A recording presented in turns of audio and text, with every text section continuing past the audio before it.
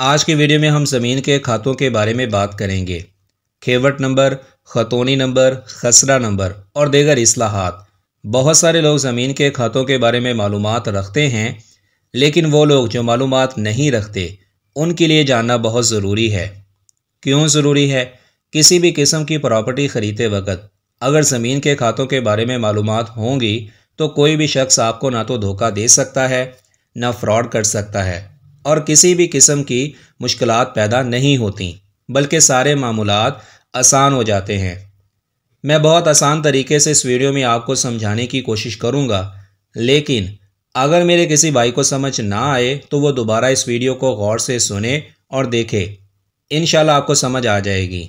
اگر کوئی بات پوچھنی ہو تو آپ کمنٹس کر کے پوچھ سکتے ہیں۔ اب شروع کرتے ہیں اپنی ویڈیو۔ نمبر 1 پہ آتا ہے موضع۔ یہ ایک بڑا یونٹ ہوتا ہے جو عموماً ایک بڑے گاؤں یا ایک سے زیادہ چھوٹے گاؤں کو ملا کر بنایا جاتا ہے۔ موضع کا نام اس گاؤں یا ایریا کے نام پر درج ہوتا ہے۔ موضع کے بعد آتا ہے کھیوٹ نمبر۔ جب موضع بن جاتا ہے تو اس میں بہت سارے لوگوں اور خاندانوں کی زمین شامل ہوتی ہے۔ اس کی تقسیم مزید آسان بنانے کے لیے کھیوٹ نمبر دے دیے جاتے ہیں۔ مثلاً یہ 100 ایکڑ ایک خاندان کے پاس ہے، اسے ایک نمبر دے دیا کہ فلاں موضع کا یہ کھیوٹ نمبر ہے جو فلاں خاندان کے ان حصہ داروں کے پاس ہے، یا مختلف خاندانوں یا لوگوں کی زمین کو ملا کر بھی ایک کھیوٹ بنایا جاتا ہے۔ اس کا نمبر تبدیل ہو سکتا ہے جب کوئی زمین فروخت کرتا ہے یا ایسی کوئی تبدیلی ہوتی ہے تو آپ کے کھیوٹ کا نمبر بدل جاتا ہے۔ اب کھیوٹ نمبر کے بعد آتی ہے خطونی نمبر۔ موضع بھی بن گیا، اس میں کھیوٹ نمبر بھی لگ گئے۔ اب کھیوٹ میں بہت سارے مالکان ہیں، کسی کے پاس 5 ایکڑ ہے، کسی کے پاس 10 اور کسی کے پاس 2 ایکڑ۔ تو ان کو کیسے پہچانیں گے کہ اس کھیوٹ میں کون سے بندے کی کتنی زمین ہے؟ تو اس کے لیے ہر حصہ دار کو ایک خطونی نمبر لگا دیا جاتا ہے۔ مثلاً کھیوٹ نمبر 1 میں 10 ایکڑ زمین ہے اور 2 مالک ہیں 5 ایکڑ کے، تو ان دونوں کو الگ الگ نمبر دے دیا جائے گا 5 ایکڑ کا، جسے خطونی نمبر کہتے ہیں۔ یہ نمبر بھی تبدیل ہوتا رہتا ہے جب کوئی اپنے حصے سے فروخت کر دے کسی کو یا ایسی کوئی دوسری تبدیلی ہو۔ خطونی نمبر کے بعد آتا ہے خسرہ نمبر۔ اب ایک خطونی میں جو 5 ایکڑ تھے، جو ہم نے مثال میں لیے 5 ایکڑ، حقیقت میں ان کی تعداد جو بھی ہوگی، ہر ایکڑ کو ایک خاص نمبر دیا جاتا ہے جو خسرہ نمبر کہلاتا ہے۔ یہ نمبر کبھی تبدیل نہیں ہوتا، چاہے فروخت کرے، مگر کھیت کا خسرہ نمبر ایک ہی رہے گا، اور اس میں کھیت کی چاروں طرف سے پیمائش بھی لکھی ہوتی ہے کہ اس خسرہ نمبر کا جو کھیت ہے اس کی لمبائی چوڑائی وغیرہ کیا ہے۔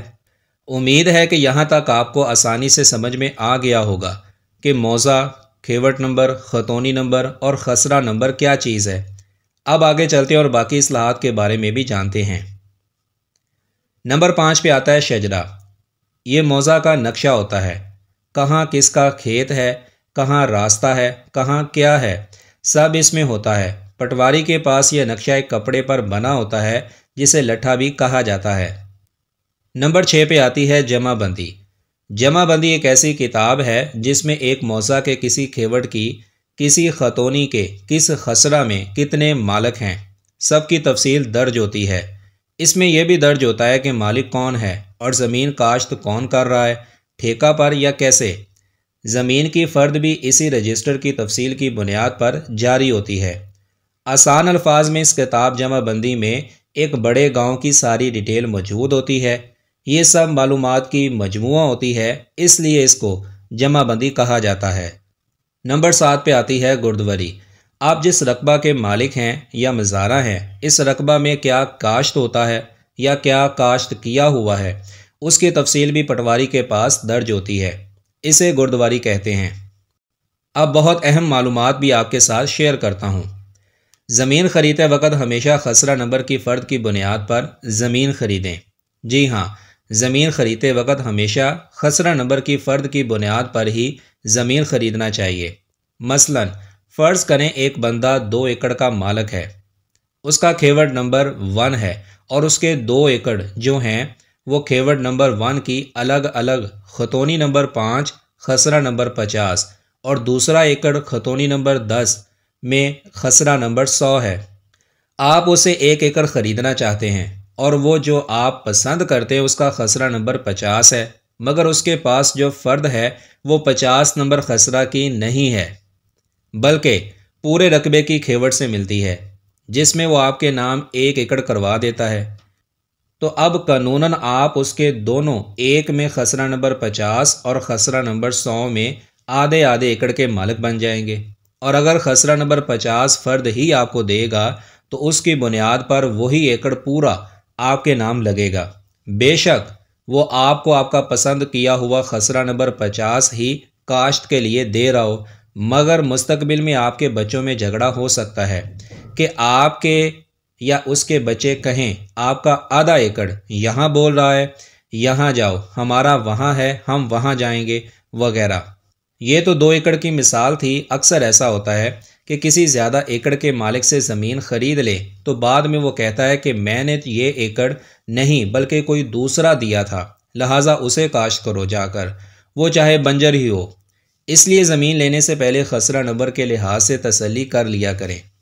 और आखिर में एक और बात, प्रॉपर्टी ख़रीदते वक्त इस बात की भी तसल्ली कर ले ये जगह महकमा औकाफ के ज़िम्मे में तो नहीं आ रही, मतलब लाल लकीर में तो नहीं आ रही, क्योंकि ऐसी प्रॉपर्टी भी नाजायज़ तजावुज़ात में आती है। अगर नाजायज़ तजावुज़ात की बात की जाए तो गवर्नमेंट में चंद काली भेड़ें ऐसे भी पाई जाती हैं जो चंद पैसों के इवज़ में उस प्रॉपर्टी को बेचने की इजाज़त दे देते हैं, जो कानूनन जुर्म होता है, और ख़रीदने वाले सस्ती ज़मीन के लालच में वो ज़मीन ख़रीद लेते हैं, लेकिन वो ज़मीन हमेशा नाजायज़ तजावुज़ात में ही रहती है। आप अपनी ज़िंदगी तो सुकून से गुजार लेते हैं, लेकिन आने वाली नस्लों के लिए मुश्किलात पैदा कर देते हैं।